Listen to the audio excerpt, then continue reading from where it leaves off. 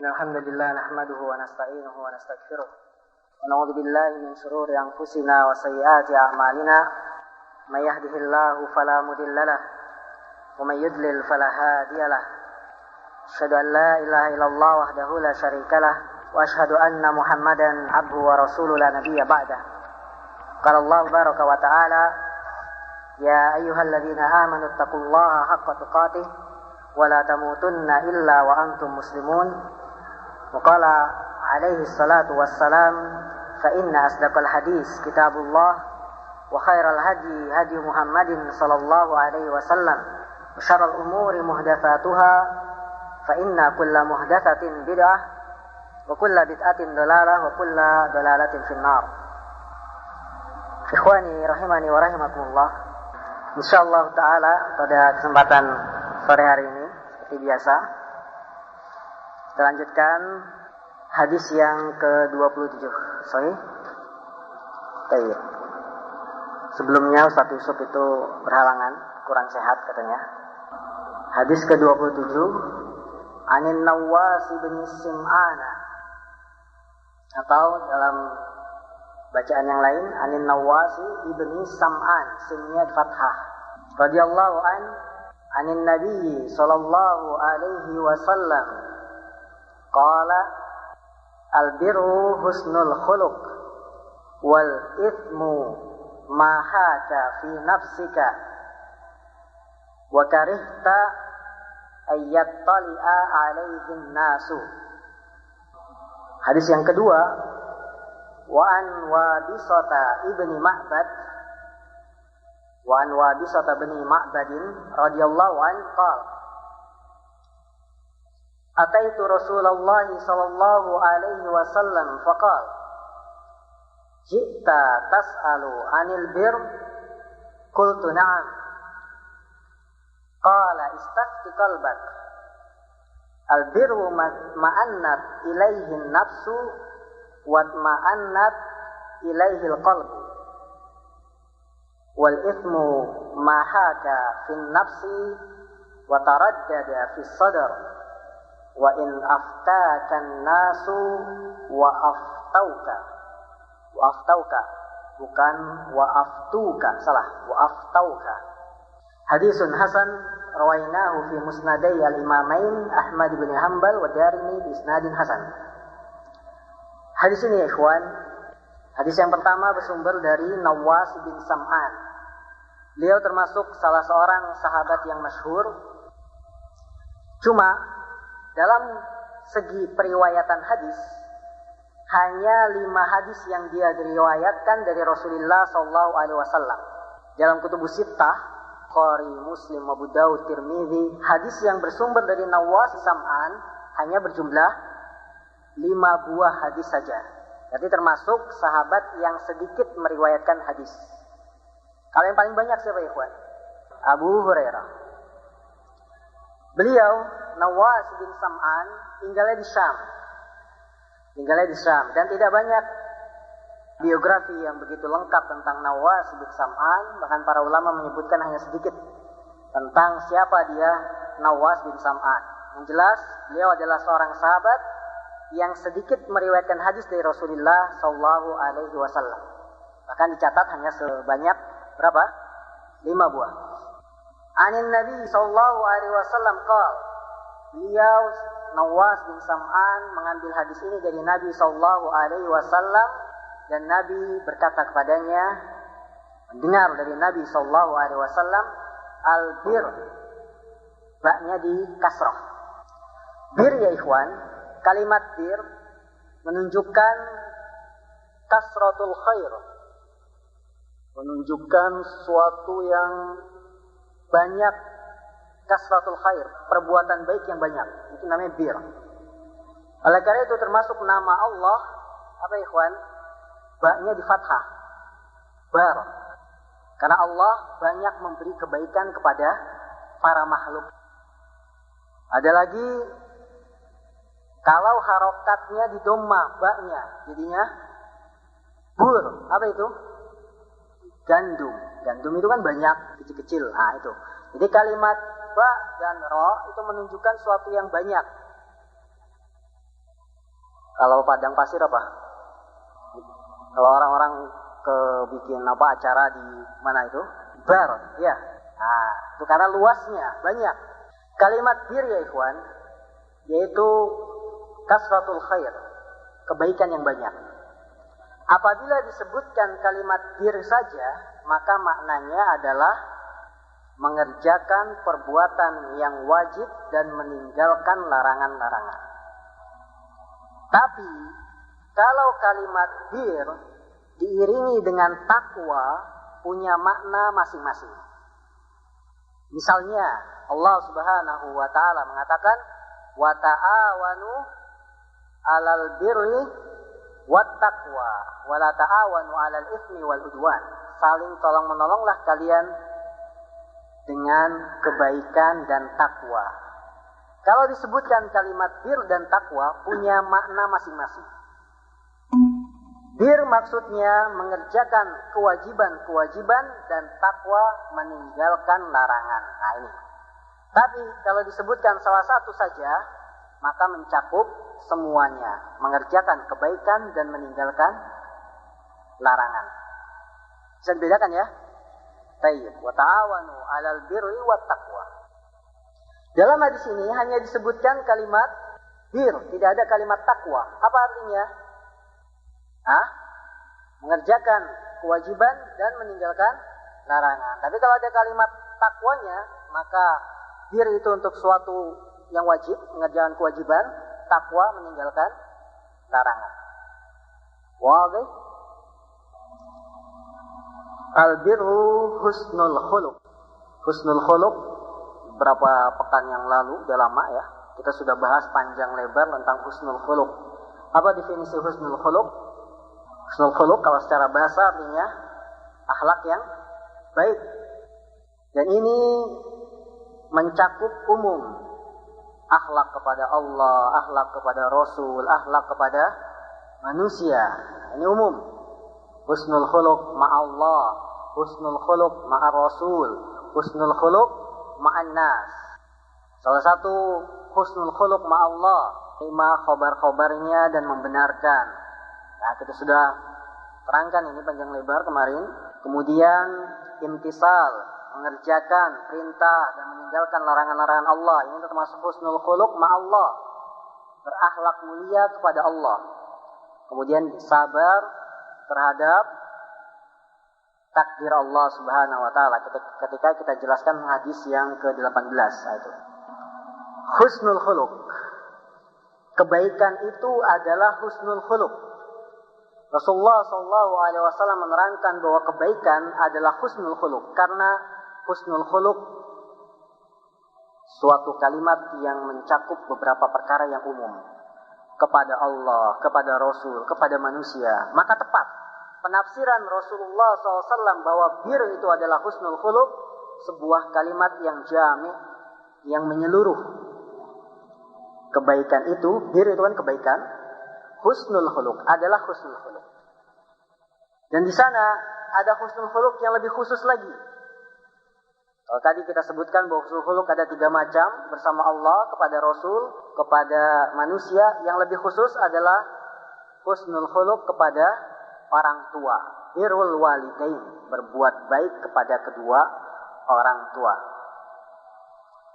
Kalau ditanya ya ikhwan, sebenarnya akhlak baik itu adalah pemberian Allah atau hasil usaha kita sendiri? Nah, orang punya akhlak mulia, kalau ketemu orang santun, sopan, itu diberikan oleh Allah atau hasil usaha dirinya berhias dengan sifat-sifat yang mulia? Man yujib? Kalau bisa jawab. Husnul khuluq imma akhlak yang mulia, bisa itu adalah pemberian Allah, atau yang kedua bisa usaha seorang manusia. Ada orang yang sejak lahir sudah ditanamkan oleh Allah Subhanahu wa taala dalam dirinya akhlak-akhlak yang mulia. Makanya walaupun dia nggak belajar agama misalkan, maksudnya nggak kenal terlalu, nggak nyantri, nggak mondok, cuma dari segi akhlak bagus, muamalahnya, sopan santunnya. Padahal dia aslinya tidak tahu, secara dalil tidak tahu. Tapi secara akhlak bagus. Orang-orang pedesaan antum kalau mau lihat, ya masih bagus desanya, belum tercemar dengan polusi suasana kota misalkan. Kalau ada tamu disambut dengan baik, senyumnya ini. Nah, ini kan akhlak yang mulia. Dari mana dia dapat ini? Padahal belum dapat pengajaran agama Islam tentang keutamaan husnul khuluq. Karena sesuatu yang sudah ditanamkan oleh Allah Subhanahu wa Ta'ala. Dan ini sudah ada contohnya pada zaman Rasulullah SAW. Seorang sahabat yang bernama Asad bin Abdul Qais. Ketika Rasulullah SAW, wahai Asad bin Abdul Qais, bahwa pada diri itu ada dua perangai yang sangat dicintai oleh Allah Subhanahu wa Ta'ala. Apa itu ya Rasulullah? Al-hilmu, yaitu sopan, santun. Wal anad. Nah, ini sudah ditanamkan oleh Allah Subhanahu wa Ta'ala pada dirinya. Tapi husnul khuluq pun bisa diraih dengan usaha. Bagaimana ya ikhwan cara meraih akhlak yang mulia, akhlak yang baik kepada orang tua, kepada teman? Yang pertama, kita harus lihat keutamaan husnul khuluq. Dalil-dalil yang menerangkan husnul khuluq kita pahami. Kalau kita sudah baca, kita sudah renungi, insya Allah akan semangat untuk berhias dengan akhlak yang mulia.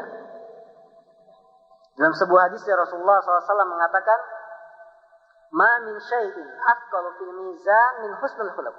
Tidak ada satupun yang lebih berat di timbangan hari kiamat nanti daripada husnul khuluq. Nah, ini salah satu cara agar memotivasi diri berhias dengan akhlak yang mulia. Cara yang kedua, pilih teman-teman yang baik. Ya ini, perhatian. Teman juga punya pengaruh yang besar ya kawan, terhadap akhlak seseorang. Maka itu Rasulullah mengatakan, Al-mar'u ala dini khalil. Seorang itu dipandang dari agama temannya.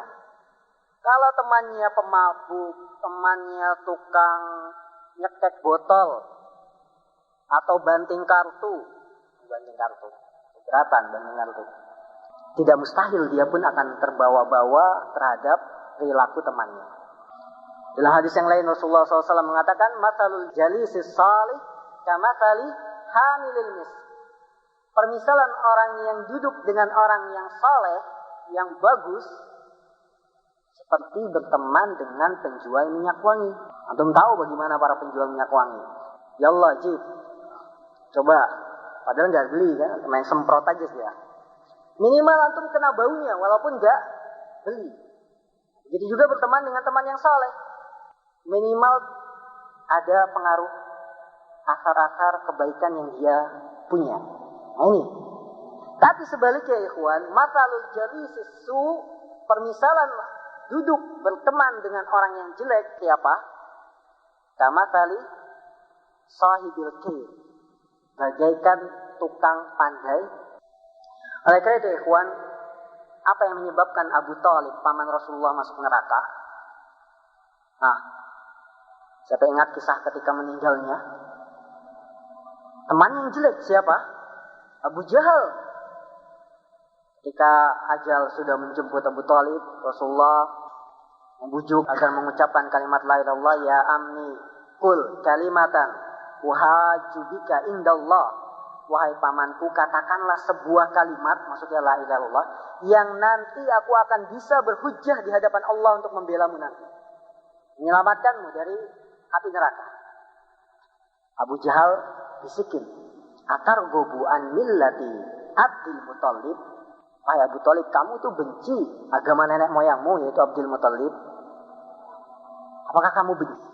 Rasulullah mengucapkan begitu lagi, ya ammi kul kalimatan wahajibika indallah. Abu Jahal nggak mau kalah. Atarghabu an millati Abdul Muthalib. Akhirnya bagaimana ikhwan? Beliau Abu Thalib meninggal dalam keadaan kafir, tidak mengucapkan kalimat la ilaha illallah. Teman yang jelek. Ini bahaya. Jadi teman punya pengaruh yang besar terhadap agama seseorang. Maka ini pun termasuk cara bagaimana kita berhias dengan husnul khuluq, salah satunya adalah dengan teman yang baik. Cari teman-teman yang bisa mendukung antum, melaksanakan ketakwaan, mengerjakan kebaikan, meninggalkan larangan-larangan. Nah ini, teman punya pengaruh yang bagus. Jangan kita karena sudah belajar misalkan sok berani, kemudian bergaul dengan teman yang jelek dengan harapan bisa mendakwainya. Iya, kalau antum bisa. Kalau antum kuat imannya, dia akan terpengaruh, maka itu bagus. Tapi kalau antum merasa lemah, belum kuat, apalagi masih senang dengan permainan-permainan yang seperti itu, dengan keharaman-keharaman Allah masih senang, jangan coba-coba untuk berteman dengan teman-teman yang jelek. Karena nanti mereka akan menjerumuskan kita ke dalam dosa dan keharaman Allah. Nah ini cara kedua dari husnul khuluq. Yang pertama, kalau yang belum atau merasa dirinya saya kok akhlaknya tidak begitu bagus, renungi hadis-hadis Rasulullah, ayat-ayat Allah yang berisi perintah husnul khuluq. Kemudian yang kedua, cari teman-teman yang bagus, cari teman-teman yang baik. Al-birru husnul khuluq. Kebaikan itu adalah husnul khuluq. Wal ithmu. Apa itu ism? Wa ta'awanu 'alal birri wat taqwa wa la ta'awanu 'alal itsmi. Dan jangan kalian saling tolong-menolong dalam itsm wal udwan, dosa. Wal itsmu, dan dosa itu adalah mahaka, apa-apa yang haka taraddada. Apa taraddada? Goncang, ragu. Fi nafsika, dalam diri. Jadi yang namanya dosa, mahaka fi nafsik, tidak tenang, dirinya goncang yang ada dalam dirimu, sesuatu yang bisa apa istilahnya, taraddad, ragu-ragu, itulah istilahnya. Wa karihta ayyattali'a 'alaihin nasu, dan engkau benci manusia melihatmu. Jadi yang namanya dosa ada dua tanda. Dari dalam diri itu sudah tidak tenang. Tanda yang kedua, yang zahir, yang nampak, kalau dilihat orang. Jadi dosa ya ikhwan, antum bisa ketahui apakah perbuatan ini salah atau benar. Jadi dua tanda itu. Dari hati kita ada perasaan was-was, gak tenang, khawatir. Aduh, nanti gimana ini? Hatinya gak tenang, gemetar, takut. Yang kedua, dari sikap pancaran wajahnya, dirinya, kalau dilihat orang malu.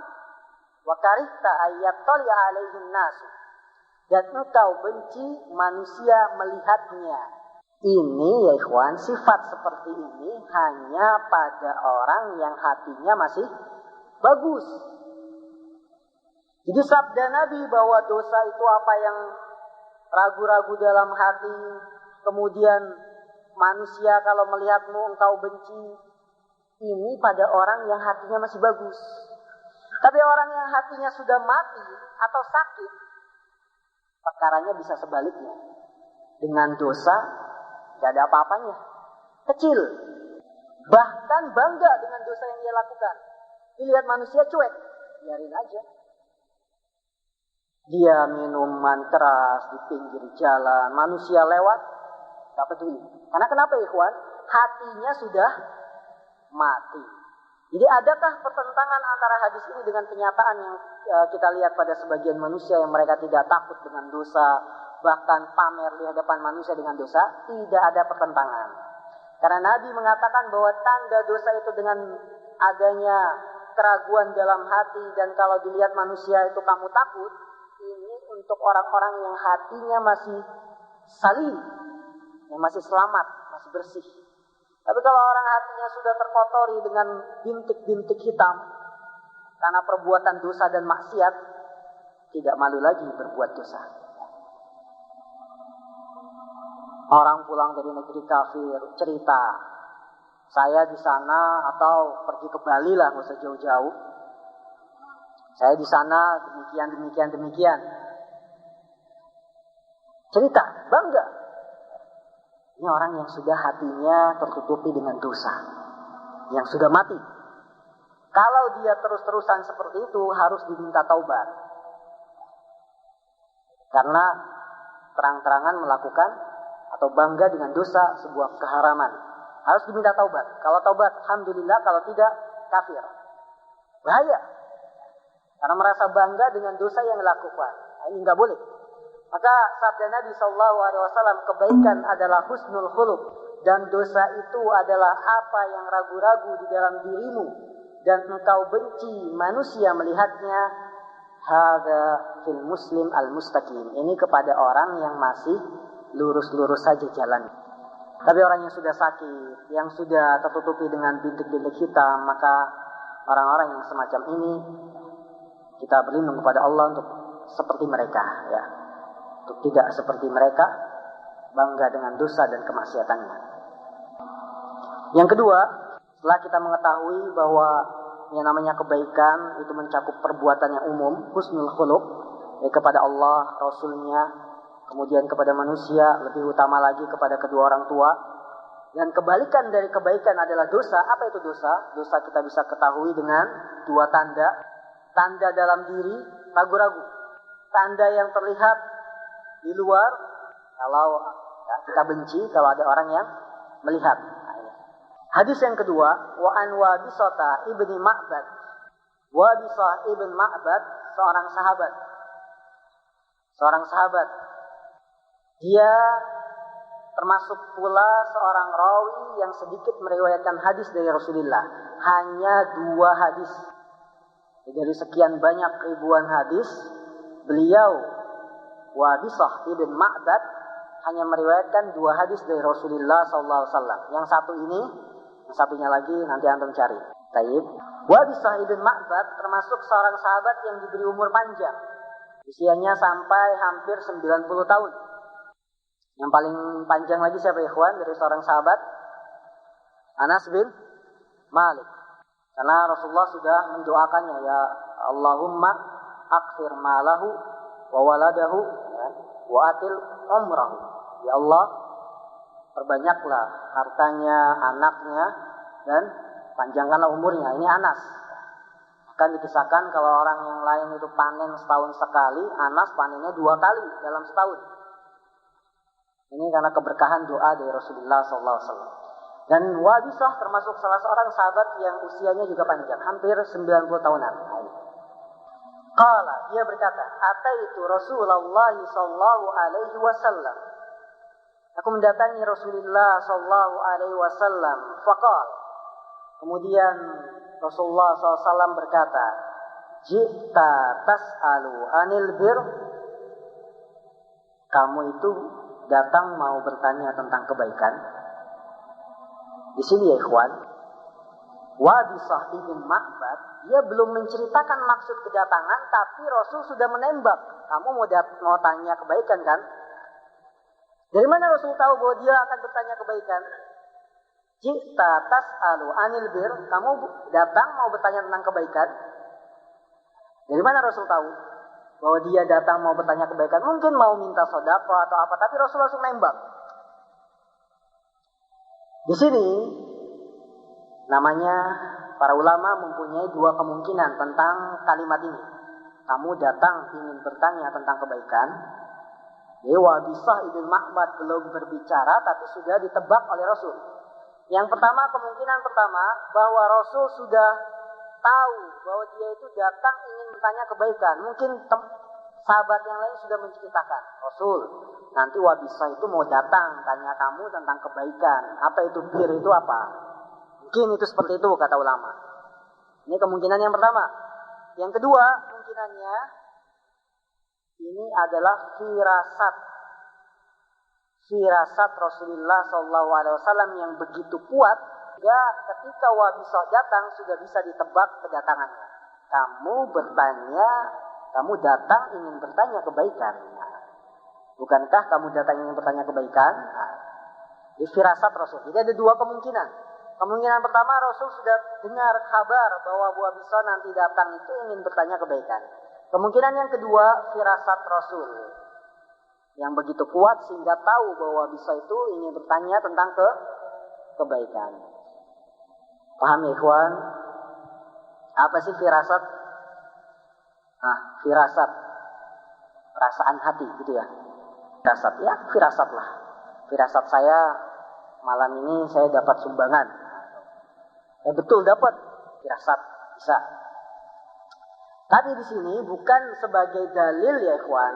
Ji'ta tas'alu 'anil bir tidak bisa dijadikan sebagai dalil tukang-tukang dukun, para peramal yang mereka begitu datang pasiennya sudah bisa menebak.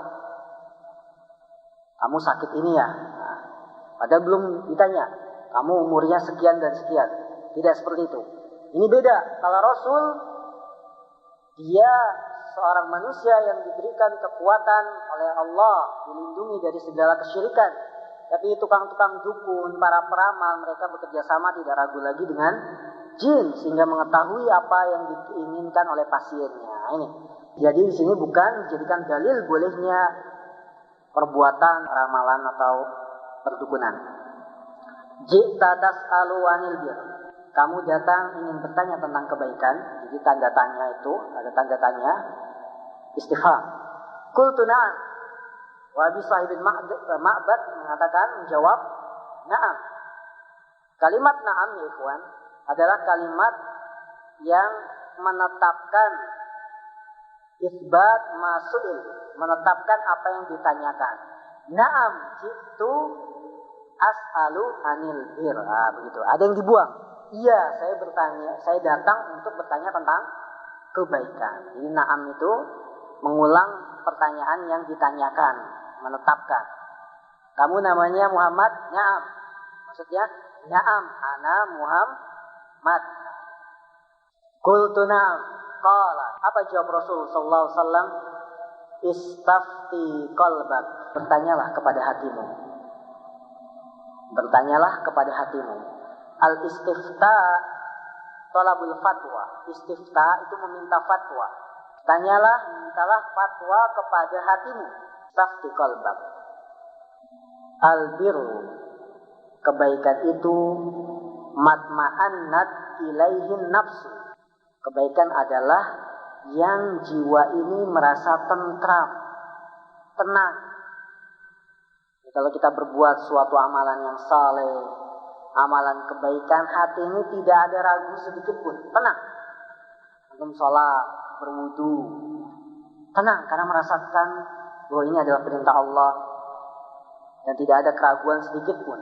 Kalau kita melangkah dalam jalan kebenaran, langkah kita pasti, karena itu kebaikan, kebenaran. Watma'anna ilaihil qalbu, dan hati pun menjadi apa? Tentram. Beda dengan yang namanya dosa. Ingin mencuri, makanya cari-cari waktu yang tepat, ya kan? Lihat barang orang bagus, hatinya sudah ingin memiliki, tapi ada rasa was-was. Oh, bagaimana nanti ketahuan? Nanti ada orang yang melihat. Nah, ini takut, karena ini perbuatan dosa, yaitu mencuri.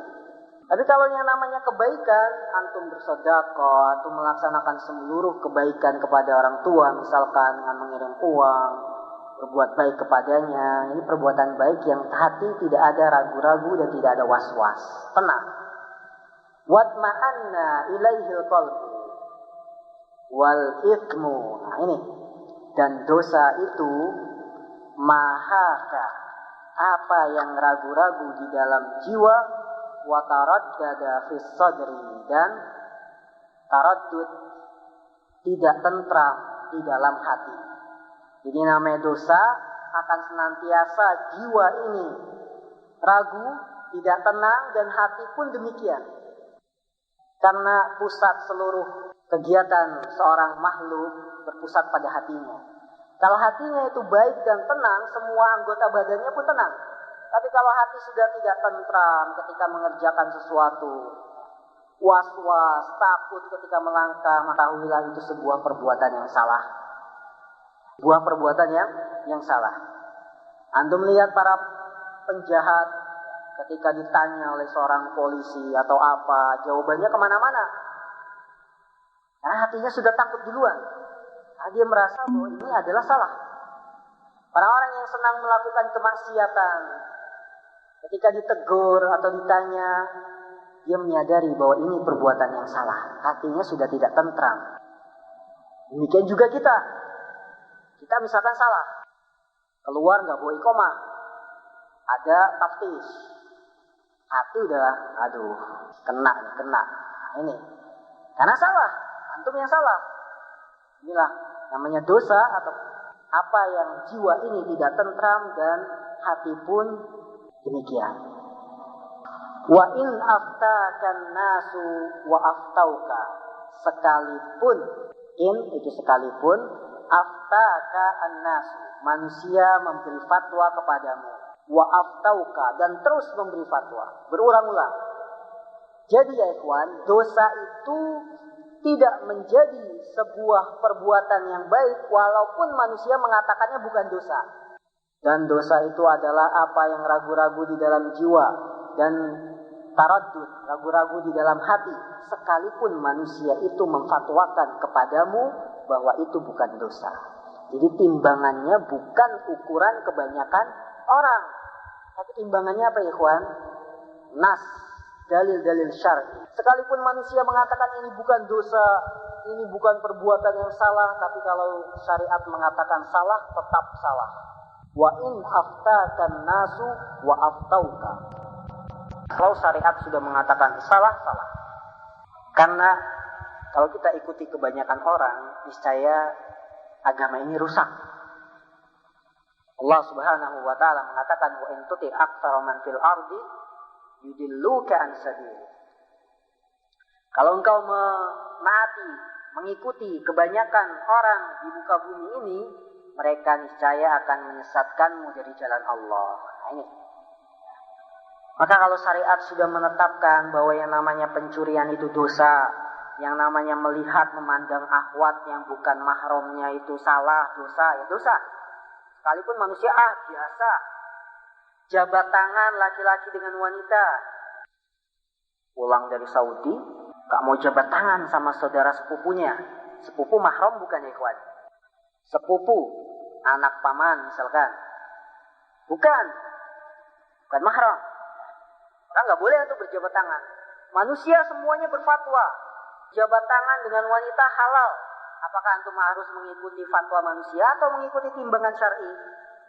Timbangan syar'i bahwa berjabat tangan dengan seorang wanita yang bukan mahram tidak boleh. Apa dalilnya? Allah SAW dalam sebuah hadis yang mengatakan la ayyat ana ra'su rajuli bi mihyatin bin hadid khairun lahu. Sungguh kepala seorang itu ditusuk dengan jarum dari besi, itu lebih baik baginya min antamassa yadal mar'ati la tahillullah, daripada menyentuh tangan seorang wanita yang tidak halal baginya. Nah ini. Maka sekalipun manusia menganggap itu kan perbuatan yang wajar, itu kan saudara dekatmu, sepupu, wa in aftakan nasu aftauka, jangan diikuti. Karena timbangan kita tetap dalil-dalil dari Al-Quran dan hadis, bukan kebanyakan orang. Maka kalau Allah dan Rasulnya telah menetapkan satu perkara, tidak boleh bagi seorang pun untuk menolak hukum yang telah ditetapkan Allah dan Rasulnya. Wa ma kana lil mu'minin wa la mu'minatin idza qada Allahu wa rasuluhu amran ay yakuna lahumul khiyaratu min amrihim. Tidaklah pantas bagi seorang mukmin laki-laki dan mukminah, seorang mukmin yang wanita, apabila Allah dan Rasulnya telah menetapkan satu perkara, dia mempunyai pilihan yang lain dari sisinya. Gak boleh. Perkara yang dianggap wajar di masyarakat, perkara yang dianggap biasa, tapi kalau dinilai oleh agama kita sebuah perbuatan dosa, wajib kita tinggalkan. Walaupun manusia sudah menganggap biasa. Potong jenggot sudah biasa di manusia misalkan, tidak boleh. Kita mengikuti fatwa manusia tapi meninggalkan dalil. Yang menjadi patokan adalah apa yang Allah telah tetapkan dan Rasulnya telah tetapkan dalam hadis-hadisnya, itulah timbangan dari syariat kita dan agama kita. Jelas sampai di sini ya kawan? Ada yang perlu diperhatikan bahwa dalam hadis Rasul mengembalikan bahwa yang namanya perbuatan baik itu kembalinya ke dalam hati. Kalau hati merasa tenang, maka itu perbuatan baik. Tapi kalau hati ragu-ragu, tidak tentram, itu bukan perbuatan baik. Ya kan? Dalam hadis ini, Rasul mengatakan, istafti qalbak. Bertanyalah kepada hatimu. Bahwa kebaikan itu matma'annat ilaihin nafsu wa ma'anna ilaihil qalbu. Bahwa kebaikan itu yang jiwa ini tenang dan hati pun tentram. Apakah di sini bisa dijadikan dalil bagi sebagian kalangan yang mengatakan kalau hati saya mengatakan A atau bagus, maka perbuatan itu pun bagus. Sebagian tarikat sufiyah, mereka landasan agamanya menurut apa yang diceritakan oleh hatinya. Bahkan terkenal di kalangan mereka, haddasani qalbi an rabbi. Telah menceritakan kepadaku hati saya dari itu Rabbku. Tidak bisa. Kenapa ya ikhwan? Ditinjau dari dua sisi. Yang pertama, bahwa hati bisa dimintai pendapatnya, istilahnya. Kalau hati tenang maka menunjukkan kebaikan. Ini untuk orang yang hatinya masih bagus. Tapi untuk orang-orang yang thariqat, yang sudah tercemari dengan kotoran bid'ah, yang sudah tercemari dengan kotoran-kotoran agama-agama selain yang diperintahkan oleh Rasul, hatinya berarti sudah berpenyakit, tidak bisa dijadikan patokan. Yang kedua, kenapa kita menolak anggapan orang-orang sufi yang menjadikan hati sebagai sandaran agama mereka, bahwa Allah itu tidak mengizinkan bagi seorang pun untuk membuat syariat baru. Orang-orang sufi mereka telah menjadikan agama mereka landasannya apa yang diceritakan oleh hati. Yang kedua apa? Kasyaf, mimpi-mimpi. Jadi kalau mimpi ini berat saya nanti akan melakukan ini, boleh melakukan ini dan itu. Nah ini sandaran orang-orang sufi ya. Kalau tingkatannya antum masih ma'rifat, hakikat yang dilihat gak banyak-banyak, cuma cahaya setetes. Tapi nanti kalau sudah sampai tingkat yang sempurna, syariat atau apa, yang dilihat macam-macam, banyak. Kasyaf, dan nanti ada yang membisikkan dalam hati. Nah, ini tidak bisa ya ikhwan. Jadi dalil hadis ini tidak bisa dijadikan bolehnya menjadikan apa yang dilakukan oleh orang-orang sufi, menyandarkan perbuatan itu pada apa yang ada dalam hatinya. Ini untuk orang-orang yang hatinya masih bagus. Kalau sudah rusak, tidak bisa hati jadikan patokan dalam mengukur sebuah buah perbuatan. Maka ikhwan, bertanyalah kepada diri kita masing-masing, apakah hati kita sudah masih bagus? Karena hati itu terbagi menjadi 3. Qalbun salim, hati yang masih lurus. Yauma la yanfa'u malun wala banun illa man atallaha biqalbin salim. Pada hari yang tidak bermanfaat lagi harta dan anak-anak kecuali yang datang kepada Allah dengan hati yang selamat, yang salim, yang belum terkotori dengan maksiat segala macam. Yang kedua jenisnya hati yang sakit. Kadang mengerjakan kewajiban, kadang mengerjakan dosa. Ini hatinya masih sakit. Yang lebih parah tingkatan ketiga, hati yang sudah mati, yang sudah tertutupi dengan tinta-tinta hitam. Kalla bal rana ala qulubihim ma kanu yaksubun. Ini namanya ran, bintik-bintik hitam yang menutupi hati. Maka hati yang salim, hati yang mustaqim, yang masih bagus, inilah hati yang bisa mengukur sebuah perbuatan apakah itu baik atau dosa. Kalau hati kita merasa tentram, hati kita merasa tenang, maka itulah sebuah perbuatan yang bagus. Sekalipun manusia menganggap ganjil, menganggap salah misalkan. Tapi kalau hati kita tidak tentram, hati kita tidak tenang, maka ketahuilah itu alamat bahwa perbuatan yang akan kita kerjakan adalah dosa. Sekalipun manusia menganggapnya bukan buah dosa. Baik, sampai sini visual, ada pertanyaan? Bangga dengan perbuatan dosa, pelaku dosa besar, termasuk mazhab Ahlus Sunnah wal Jamaah, kita tidak mengkafirkan seorang yang melakukan dosa besar selama dia masih meyakini bahwa dosa yang ia kerjakan itu haram dan mengakui bahwa itu dosa, maka kita tidak kafirkan. Tapi kalau dia sudah bangga dengan dosanya dan menganggap halal, oh saya minum khamar ini bangga, kemudian pamer kepada orang dan menganggap ini halal, kafirnya kafir yang mengeluarkan dari agama, karena dia sudah menghalalkan apa yang Allah haramkan. Nah ini. Tapi kalau dia hanya bangga karena memang penyakit hatinya dan masih mengakui bahwa itu dosa, memang itu haram, tidak sampai keluar dari agama Islam. Dalil-dalil akan masalah ini sangat banyak, bahwa orang yang melakukan dosa besar tidak keluar dari agama Islam. Sebagai salah satunya Allah mengatakan, wa in ta'ifatani minal mu'minina tatalu. Apabila ada dua kelompok dari kaum mukminin, masih dikatakan oleh Al-Quran, oleh Allah sebagai kaum mukminin. Wa in ta'ifatani minal muslimin aw mu'minin. Wa in ta'ifatani minal mu'minin naqtatalu. Dikatakan oleh Allah sebagai orang yang beriman, berarti belum keluar dari Islam. Apabila ada dua kelompok yang saling berperang, saling membunuh itu dosa besar. Tapi Allah tetap mengatakan dia mukmin, maka di sini diambil dalil pelaku dosa besar jika masih meyakini bahwa itu haram, itu salah, itu dosa, tidak keluar dari agama Islam. Berbeda dengan pemahaman kaum Khawarij. Orang Khawarij yang mengkafirkan pelaku dosa besar.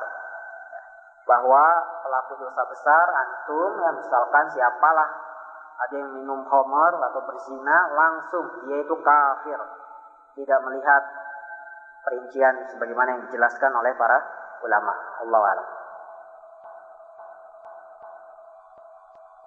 Wa isnaduhu dhaif fihi illatan.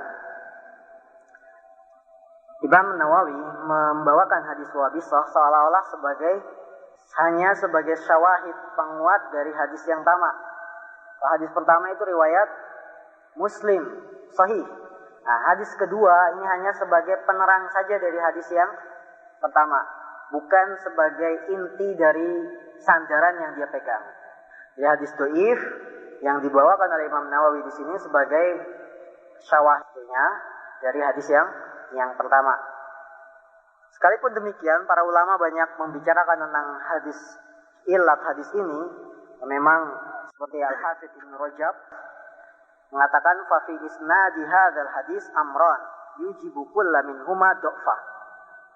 Dalam hadis ini terdapat dua illat atau dua perkara yang dua-duanya menyebabkan hadis ini dhaif. Tapi yang menjadikan patokan kita bahwa hadis ini hanya sebagai penguat dari hadis yang pertama. Kan maknanya mirip. Wal ithmu mahaka fi nafsika wa karihta ayat tari'ah alaihin nas. Mahaka dalam hadis yang kedua, mahaka sama. Hanya sebagai penguat saja. Allah alam. Dua adalah hadis yang saya ada sebuah pertanyaan.